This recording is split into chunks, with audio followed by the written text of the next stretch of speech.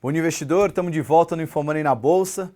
Tivemos um problema técnico, como vocês perceberam, a bateria do microfone acabou. O programa ao vivo é assim mesmo, né? Não tem jeito. Peço desculpa aí para quem tentou fazer a leitura labial do que eu estava falando. Mas agora, acho que agora está tudo bem, né? Estou vendo aqui pelo chat, acho que está todo mundo ouvindo. Bom, mas agora começando mais uma vez o Infomoney na Bolsa, nessa terça-feira, 5 de janeiro de 2016. A gente deu uma passada rápida, pelo menos o mercado hoje está bem comportado, não mudou nada do que a gente falou na primeira parte, quando vocês não ouviram nada, mas a gente vai retomar o programa aqui.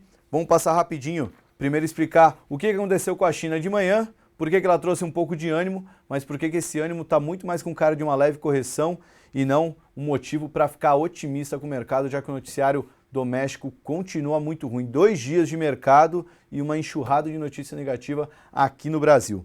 Bom, antes de falar, já vamos dar uma atualizada nas cotações. Agora 10 horas e 34 minutos. O Ibovespa subindo 0,43% com 42.320 pontos. O dólar caindo 0,54 em 4,051. Para quem não lembra, ontem o Ibovespa fechou na mínima desde abril de 2009. O dólar futuro bateu 4,10. Bom, falando sobre China, o mercado chinês abriu com queda de mais de 3% hoje. Ontem ele encerrou com o Circuit Break, né? Chegou a acionar o Circuit Break, apontando queda até de 7% no intraday.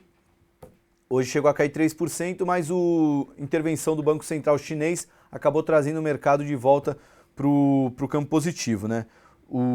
As intervenções vieram de duas formas. Uma foi oficial, uma injeção de 19,9 bilhões de dólares em recursos de curto prazo no sistema financeiro, colocou em fundos de curto prazo que iam comprar yuan e ações e com isso restabelecer a cotação das ações e da moeda chinesa. E a outra também, segundo fontes do mercado, o Banco do Povo da China interveio numa tentativa de sustentar o yuan, comprando yuan e vendendo dólares no negócio de hoje, ajudando a reverter as perdas que a divisa chinesa registrou ontem. Ainda sobre China, hoje, 11h45 da noite, horário de Brasília, vai sair o PMI caixinha de serviços, vale a pena monitorar, porque ontem saiu o PMI industrial e vocês viram o que aconteceu no mercado em geral, China caindo muito e Bovespa também caiu muito forte. Sempre que a China dá um respiro, a gente acaba sentindo aqui, né? Não tem jeito. Sobre Estados Unidos, vale a pena voltar a monitorar a taxa de juros norte-americana. Dezembro do ano passado, primeira elevação de juros dos Estados Unidos desde 2006 e agora o John Williams, presidente do Fed de São Francisco, alertou que o país precisa ter uma política monetária mais acomodatícia, né? O termo que ele usou, leia-se baixa taxa de juros, não só por questões internas, mas principalmente por obstáculos oriundos de outras partes do mundo. O John Williams está preocupado com a recuperação da economia global e, para isso, os Estados Unidos deveria manter o juro baixo por um tempo maior para que se acomode a dinâmica da economia global, né?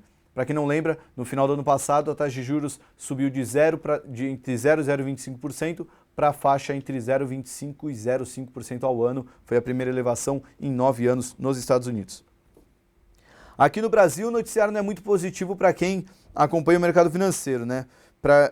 O PT quer que a Dilma Rousseff escreva uma carta ao povo brasileiro às avessas. Para quem não lembra da Carta ao Povo Brasileiro, escrita em 2002 pelo ainda candidato à presidência Luiz Inácio Lula da Silva, foi escrita uma carta ao povo brasileiro apresentando medidas de que pró-mercados, né? Vamos dizer que o Lula não ia transformar o Brasil numa república comunista, que era o grande medo do mercado na época, quando o dólar bateu R$4 e aconteceu tudo o que aconteceu no mercado. Ele escreveu a Carta ao Povo Brasileiro, tranquilizou os investidores e a Bolsa teve um momento de uma década muito favorável, né? Agora o PT quer que a Dilma faça exatamente o contrário, trazendo uma cartilha mais pró-PT, né? Com medidas mais assistencialistas e menos austeras, né? Como o governo está querendo propor ao longo desde o ano passado, né? Quando a Dilma foi reeleita. Isso tudo principalmente porque estamos num ano de eleições municipais e a rejeição ao PT está enorme e isso pode dificultar muito nas eleições nas cidades do Brasil. Cálculos internos do PT, né, mostram que o uso de reservas internacionais poderia ser uma boa forma para reaquecer a economia. Pelos cálculos internos, se a Dilma recorresse a 130 bilhões de dólares, poderia combater a crise com um vigoroso pacote de infraestrutura e investimentos, melhoraria a situação fiscal e ainda continuaria com caixa gordo de reservas. Só tem que avisar que essas reservas internacionais foram as mesmas que garantiram a estabilidade da economia brasileira, principalmente no agravamento da crise do subprime em 2008 e 2009, o que conseguiu trazer um conforto para os investidores aqui no Brasil. O ministro da Fazenda, Nelson Barbosa, é contra essa ideia, já o ex-presidente Lula é a favor dessa ideia de usar as reservas. Além disso, os petistas também prometem redobrar a pressão para que a queda dos juros volte a acontecer no Brasil. Então, o novo alvo do PT, depois Joaquim Levy no ano passado, agora torna-se Alexandre Tombini, presidente do Banco Central. Com isso, aquela aposta quase que unânime de que a taxa de juros brasileira ia subir na reunião do Copom, que vai acontecer nos dias 19 e 20 de janeiro, essa aposta acaba perdendo força e fica uma reunião em aberto, né? Ninguém sabe o que pode acontecer, se a curva de juros está certa ou se vai prevalecer os anseios políticos para não subir a Selic, né? Isso, quando o mercado acaba não sabendo o que vai acontecer, o resultado é muita volatilidade. Então, a gente deve ver uma perda de volatilidade nesses dias, nessas semanas mais distantes, e conforme a gente vai se aproximando da reunião do Copom, deve ter um aumento na volatilidade, principalmente na curva de juros futuros nos contratos DI.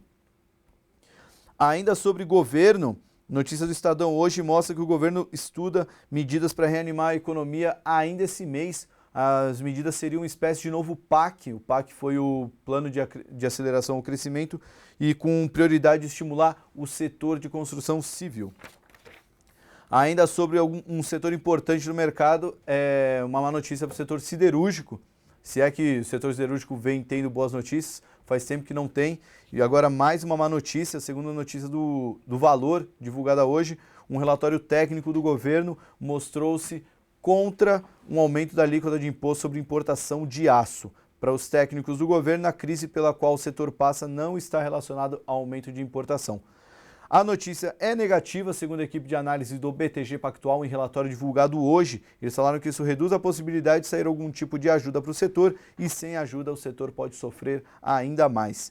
A decisão final ainda não foi tomada, o relatório vai ser analisado pela Dilma e ministros. O setor siderúrgico foi um dos piores da Bolsa no ano passado, um dos piores da Bolsa nos últimos anos e hoje lidera as perdas do Ibovespa. A gente está vendo nesse momento 10 horas e 40 minutos.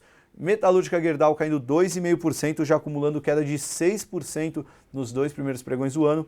E os Minas 5, a terceira maior queda do índice, caindo 1,37%, acumulando perdas de 7% em 2016. No acumulado do ano passado, elas caíram mais de 60%. O Metalúrgica Gerdau caiu mais de 80% no ano passado.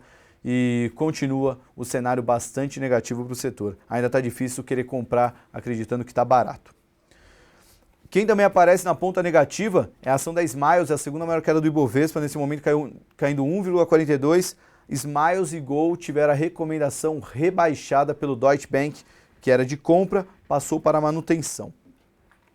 Ainda nos destaques corporativos, vale a pena falar de Login. Nesse momento a ação sobe 3,70%. Nos últimos dois pregões a ação subiu 39%, com o rumor de que ela poderia receber uma oferta para mudança de controle. Esse rumor foi confirmado ontem à noite, um fato relevante divulgado pela Manabi. Ela apresentou ao Conselho de Administração da Login uma proposta para subscrever no mínimo 51% do capital social e votante da empresa. Qual é o risco disso? Que essa operação seria realizada por meio de aumento de capital sem qualquer pagamento aos acionistas, ou seja, isso não seria espalhado aos minoritários e isso poderia deixar os minoritários sem esse benefício do preço que poderia ser pago pelas ações. Mesmo assim, as ações operam em alta hoje, subindo 2,96%, somando aí alta de mais de 40% nos últimos três pregões. Fechando os destaques corporativos, Raia Drogasil, uma das melhores ações da Bolsa em 2015, anunciou que em 2015 ela abriu mais lojas do que o esperado pelo seu guidance. O guidance da Raia Drogasil era de uma abertura de 145 lojas brutas, ou seja, sem contar o fechamento de lojas, e ela abriu 156 novas lojas. Mas como ela fechou 15, O saldo líquido de novas lojas ficou em 141, totalizando ao todo 1.232 estabelecimentos espalhados pelo Brasil. A drogaria reiterou o guidance para 2016 de 165 aberturas brutas e de 195 aberturas brutas para 2017. A ação subiu mais de 40% em 2015 e foi uma das melhores ações da Bolsa no ano passado. Nesse momento, a ação da Raia Drogasil opera em leve queda. Agora ela está caindo, vamos pegar a cotação certa aqui. A ação está caindo, agora está estável, né? Ela já chegou a cair 0,74, subir 0,71 e está estável em 35,16. Aparecendo as maiores altas, lojas Renner, BB Seguridade, lojas americanas Oi e Croton sobem todas entre 1,5% e 2,5%. Na ponta de baixo, Metalúrgica Gerdau, Smiles, Uzi Minas e Estácio, todas caindo mais de 1%. Semig também caindo mais de 1%. Ontem a ação mostrou bastante volatilidade, caindo forte, chegando a cair mais de 6%, com o rumor de que o presidente da empresa deixaria a companhia. Isso foi negado pela própria empresa depois do fechamento do mercado. Bom, antes de me despedir, já vou deixar aqui o link para vocês do Guia Onde Investir 2016. Além das entrevistas que a gente divulgou desde da metade de dezembro passado, a gente também estreou ontem a carteira recomendada Infomoney 2016. O relatório ficou muito completo, ficou muito bacana, foi muito trabalhoso, mas foi um prazer fazer esse material para vocês. Eu e o Sandrini coletamos ao todo mais de 30 páginas, onde a gente destrinchou os 10 temas para acompanhar em 2016 e montou 5 carteiras recomendadas. Todas elas têm basicamente o mesmo fundamento, só é dividida pelo perfil de investidor, né? O tamanho de capital que ele tem. O link eu vou deixar aí no chat para vocês. É só entrar lá, baixar a carteira. Já mais de 1.500 downloads. Queria agradecer não só muita gente que já abraçou a carteira, como o feedback que a gente recebeu desde ontem. É muito bom saber que a gente está ajudando os investidores e espero que isso reverta em resultados positivos no mercado, já que está tão difícil ganhar nesse mercado tão volátil que a gente está enfrentando aqui no Brasil. Bom, eu me despeço aqui. Espero que vocês tenham ouvido tudo agora dessa vez, senão a gente vai ter que gravar de novo. E se não tiver que gravar de novo, a gente se vê amanhã com mais um Infomoney na Bolsa. Até lá!